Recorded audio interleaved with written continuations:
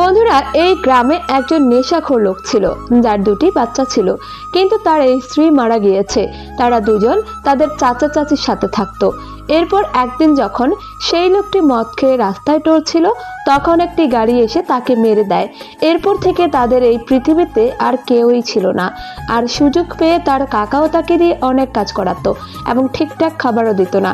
ছেলেটি তার বোনকে রুটি ভিজিয়ে খাওয়াতো, আর এসব কারণে সে তার বোনকে নিয়ে রাতে শহরের দিকে পালিয়ে যায়।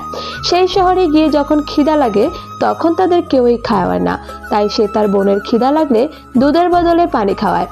এরপর ছেলেটি তার বোনকে বাঁচানোর জন্য মন্দিরের বাইরে ভিক্ষা করা শুরু করে। কিন্তু একদিন হঠাৎ করে মন্দির থেকে স্বর্ণ চুরি হয়ে যায়। এই জন্য মন্দিরের পুরোহিতরা ছেলেটিকে এর জন্য দায়ী করে তাকে মারতে থাকে।